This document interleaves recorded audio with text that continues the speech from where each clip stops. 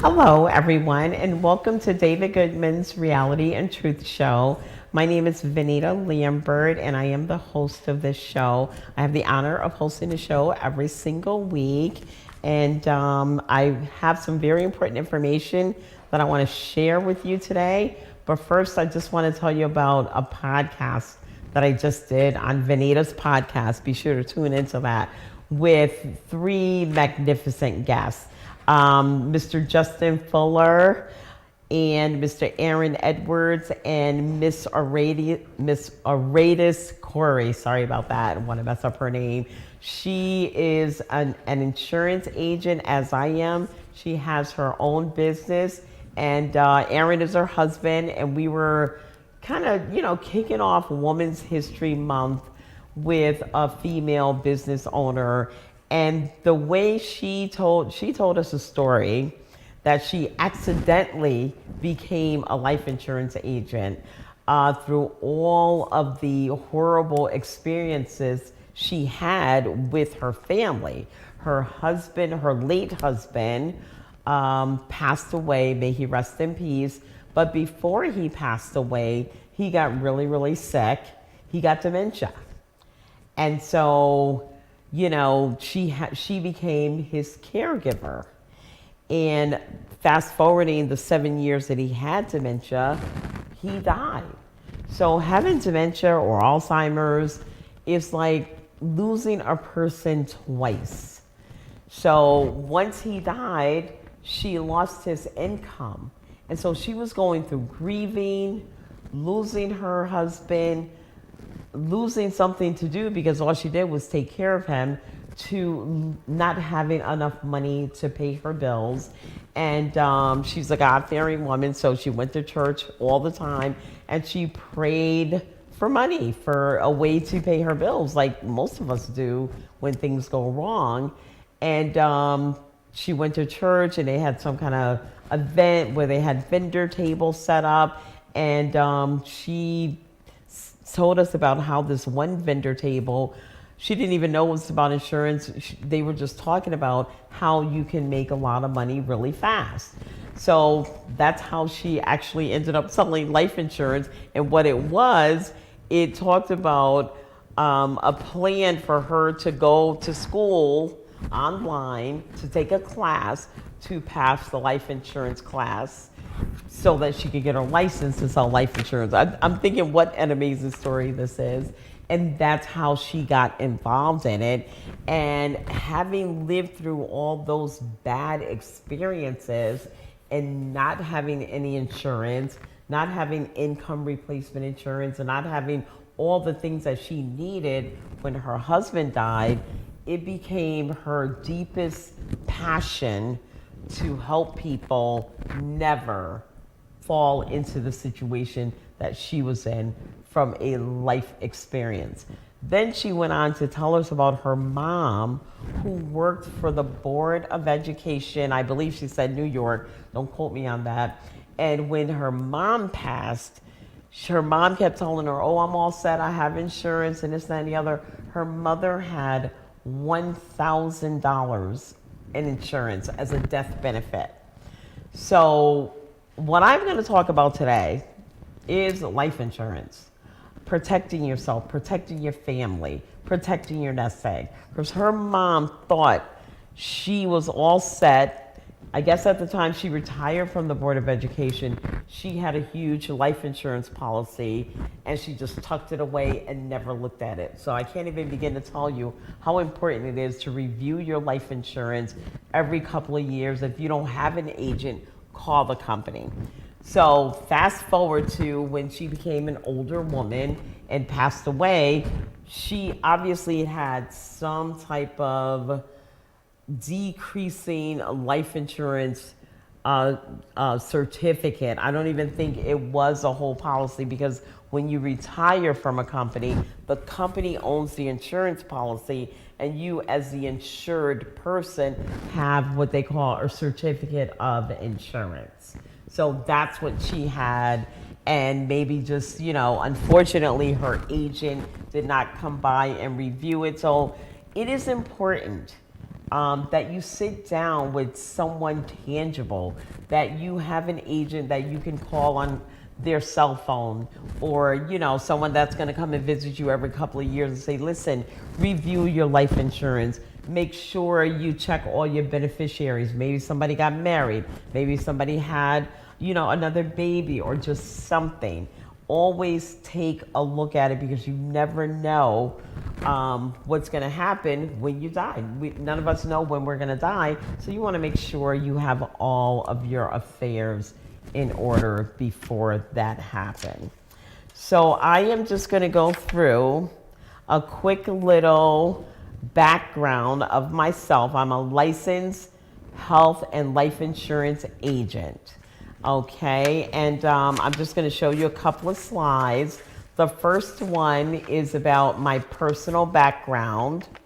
So slide number 1, it just pretty much tells you a little bit about me. I was born in Alabama, raised in Bridgeport, and I currently live in West Haven. You can put up the first slide. And I've been married, there we go. I've been married 39 years. I have 2 children and I have 2 grandchildren. I'm a member of the National Council of Negro Women. I'm a board member of Soundview Community TV. I'm a board member of the Minority Business Association, and I'm a producer of the David Goodman Reality and Truth Show. And I volunteer for several other, like the Southern Connecticut Black Chamber of Commerce.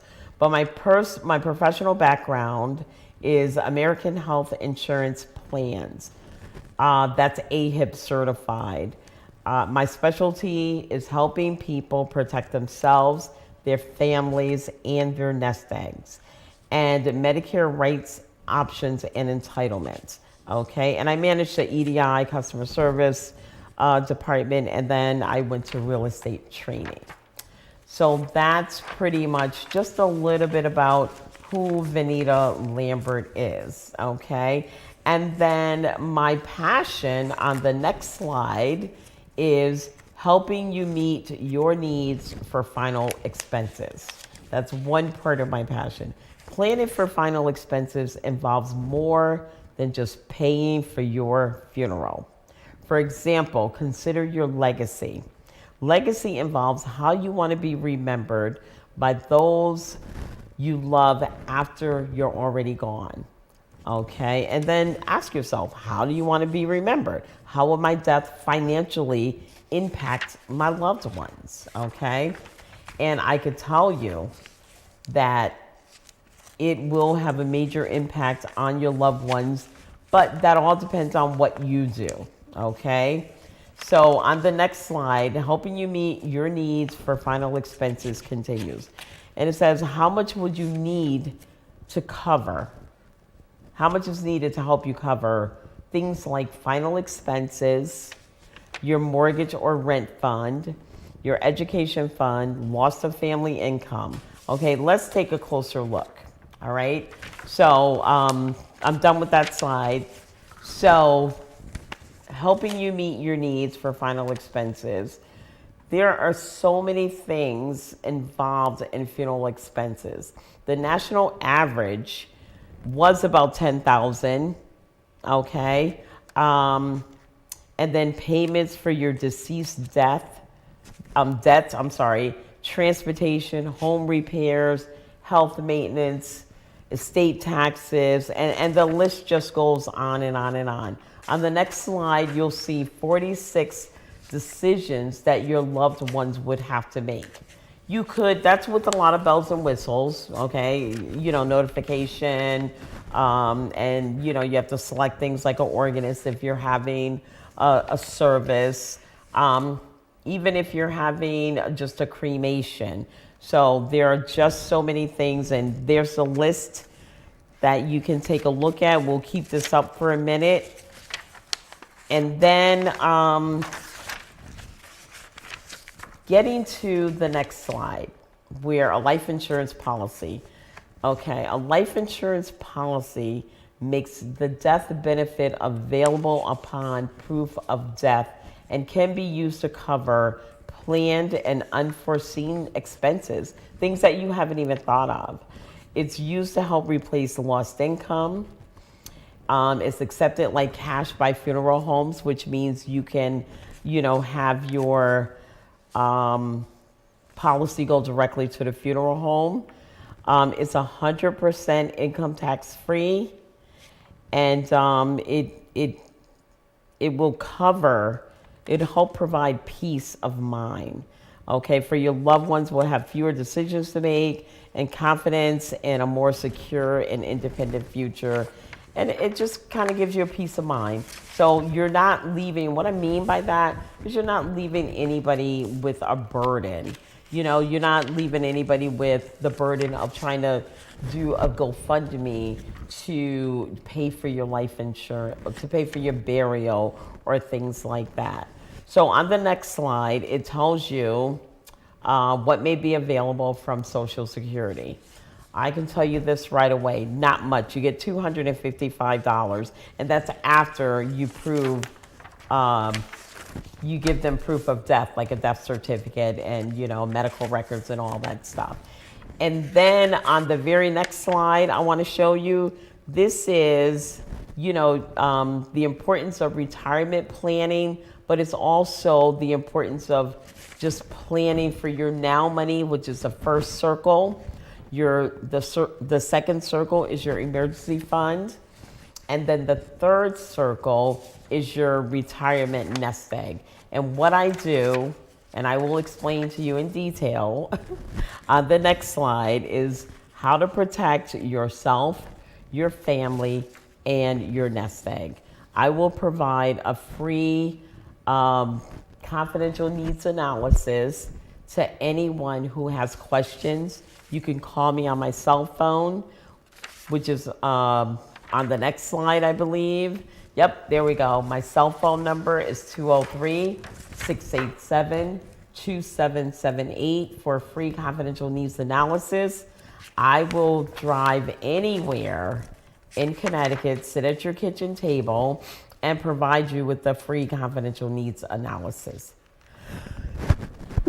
Oh, excuse me. Okay, thank you for that. Those are all of my slides. Now I want to get into just some of the details of some of the things that can happen during the grieving process and when you lose a person, okay? The number one thing is you're going to be grieving. So if you have a life insurance policy, an agent like myself will come by, help you fill out the claim form, submit it for you, and take care of all of that, so you won't have to do that during your grieving process. Another thing that's going to happen is you're going to get money if you have a life insurance policy. Money to pay for the funeral, money to pay for the cremation, just money to help pay that person's bills so they won't leave you with a burden. And I can tell you, there's nothing worse than grieving and not having money to pay for the funeral and having the burden of all of that person's bills on your shoulders. So let me explain, and I'm going to go back to Aradis's story. The way she explained it, when her husband died, he was the breadwinner. She lost his income, his disability. I don't know if it was military disability or whatever, but his disability paid all of the bills. And when he died, whether it's disability or Social Security, if he dies early in the month and they send you a check a week later, they want that check back. The state or the city or whoever sends it to you, or even the military. So she had no money to pay her bills, and she had no insurance to pay his bills, no insurance to pay for the funeral, nothing. So these are all things that she didn't know about. The average person doesn't know about. The average person that might have insurance may not understand what type of insurance that they have. So it is important to understand, to educate yourself on how to protect yourself, how to protect your family, with insurance. It is accepted like cash by funeral homes. It can, it can replace income. It could just give you a peace of mind in so many ways. It can, if you have a couple that's living together and you have a mortgage, and then you have, of course, all the utilities and the insurance and things like that, it can replace the income. You can pay off the house, and then the one person that's left can just pay the utilities and the insurance. If there is no insurance, you may have to give up your house because you can't afford to pay for everything together. It is just that simple.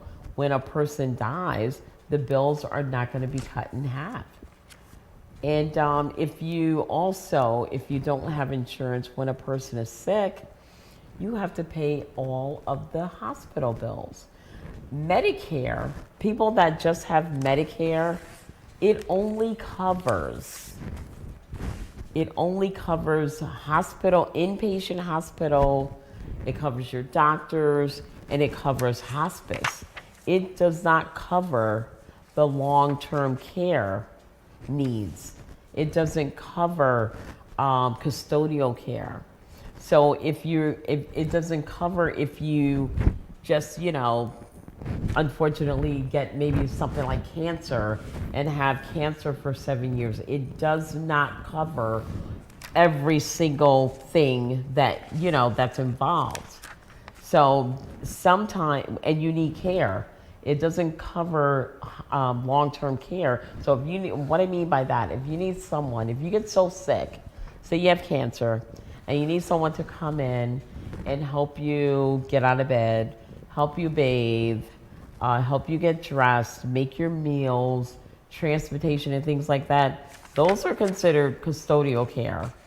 And that type of care is long-term care. And Medicare does not cover that. You have to have a plan in place. If you do not have a plan in place and you have assets, you'll have to pay for it out of your assets. If you have a 401k, you'll have to pay for it out of your 401k. And so that's why it is imperative that you get this information. Give me a call, give me a text, send me an email. I will come out and sit down with you and educate you and your family on how to protect yourself, how to protect your nest egg, and how to protect your family. The first thing I would start with would be the importance of retirement planning, those 3 circles. The first thing I would do, the circle number 1, will tell you all about your now money, your cost of living money, So that is your checking account normally.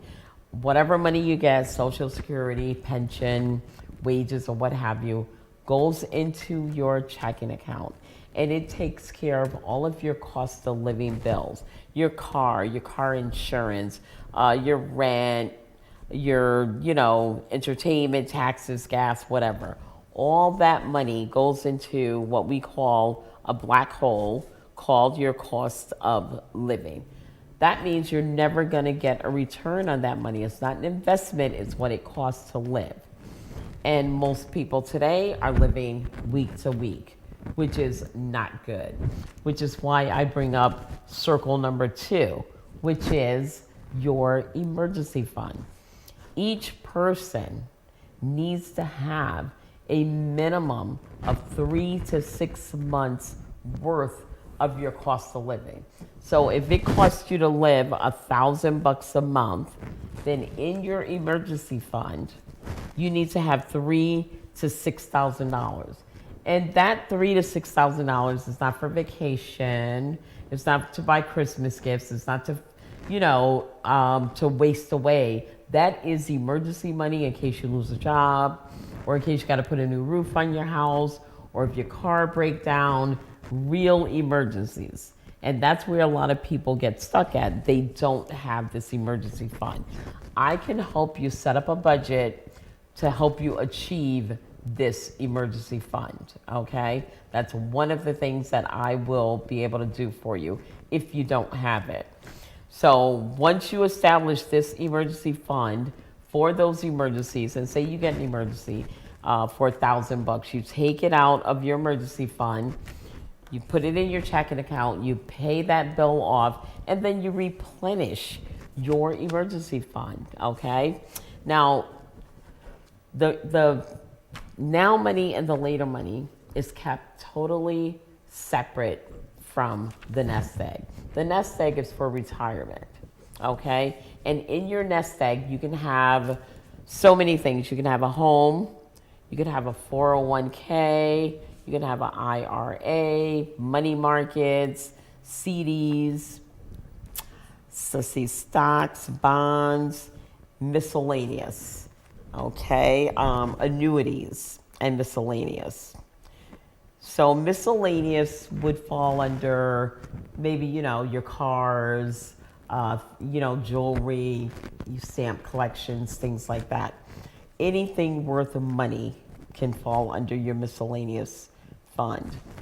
Now, what I do with this is I go through and I ask questions about everything, all of your assets that a person may have. And then I let them know which assets are at risk. For example, everything, well, let me back up. Let me take a step back. Everything in your nest egg is threatened by 4 evils before we get to what's at risk. It's threatened by 4 evils. Evil number 1 is long-term care. As I explained before, Medicare does not cover long-term care. Medicaid does. If you're on Medicaid, then you can get long-term care. But with Medicaid, you're not allowed to have any assets. Well, in the state of Connecticut, you cannot have more than $2,000 if you're on full Medicaid. If you have more than $2,000 in your nest egg, then the state of Connecticut will put you on what we call a spin down until you get under $2,000. And once you get under $2,000, then they will help you with long-term care. So that's how that works. Long-term care would be evil number 1. If you have assets, what long-term care would, if you have assets and you need long-term care, you have to self-pay for it if you don't have a plan in place. And that's pretty much the bottom line.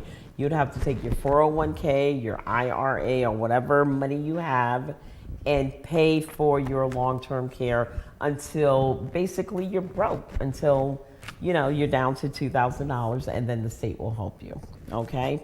So I always encourage people, if you want to be able to make your own decisions at the end of your life, I call it the last season, you want to be comfortable and you have a nest egg, take a small portion of that nest egg and protect yourself from the evil of long-term care. That's evil number 1.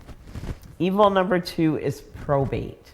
So then I go through and I list for my clients all of the contracts that you have are probatable. So we'll start with your pension, your 401ks. Those are non-probatable. Your IRAs is non-probatable. Annuities are non-probatable. And of course, life insurance is non-probatable and non-taxable. So I go through and let them know which ones they need to do something with or move or what have you. And then I tell them which ones are probatable. All of your real estate is probatable. Your CDs, your money markets, your stocks, your bonds, and all of your miscellaneous assets are probatable. So those are at-risk contracts or items. Item number 3 are taxes, and I go through the whole thing on taxes, which is amazing. I wish I had a lot of good things to tell you about taxes, but you're going to pay taxes on just about everything except life insurance. And that's why life insurance is the most efficient and effective way to transfer assets. It's non-taxable, and it's non-probatable. And then evil number 4 is your market fluctuation. If you have money in the market, if the market goes up, you make money. If the market goes down, you lose money. So we take all of this information, these 3 circles, and we figure out exactly how much money we have.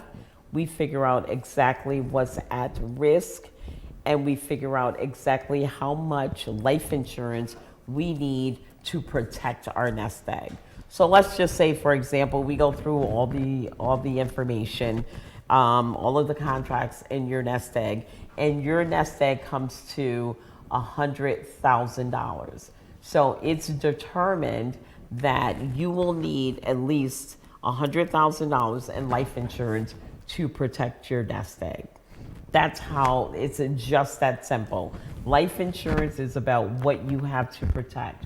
And then we take it a little step further depending on the dynamics of your family. If you have small children and they need college money, then you figure out, okay, college is what, 50 grand a year per child. So then you tack on that amount.